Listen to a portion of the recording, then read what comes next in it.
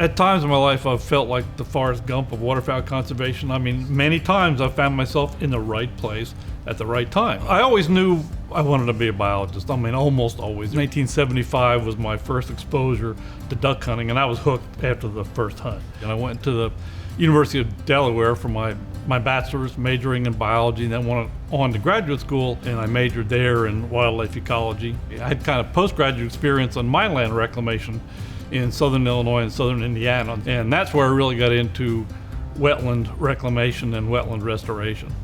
So after working for a few years in that postgraduate mine land reclamation work, I decided I wanted to stay in the management arena where I could have what I felt to be a more hands-on impact on conservation. And I became quickly aware that Arkansas was like the mecca of duck hunting. So in 1985, I started working for the Arkansas Game and Fish Commission as the Wetlands and Waterfowl Program Coordinator. I became involved in what they call the Mississippi Flyway Council. And one of the big eye-opening things I had was realizing that Arkansas had lost more wetland acres than any other inland state in the nation. We had lost over 80% of our wetland habitat. It became clear to me, an imperative, that we protect what we still have, but restore as much habitat as we can. If the habitat isn't there, the waterfowl won't be there. So we've got to provide the core habitat. So we formed the Lower Mississippi Valley Joint Venture, and I began to work with the other state reps and the other agencies to try to piece together what's going to be the best approach to take care of the waterfowl and wetland resources in our part of the world. I was able to put together some significant grant proposals that were ultimately successful and brought several $1 million to Arkansas to protect existing habitat and to restore habitat that had been lost in the past.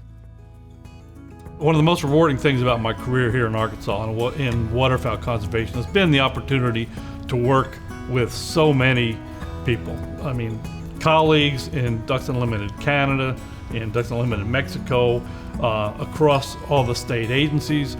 And it's been really gratifying to work as a team with all these passionate people. Without the conservation of the natural resources that the waterfowl population depends upon, you wouldn't have the industry. I mean, the habitat has to be there. That's been my motivation all my life. It's habitat conservation. I think my quiet legacy is the fact that I've contributed to habitat protection of existing habitat here in Arkansas, the bottomland hardwoods in a number of areas.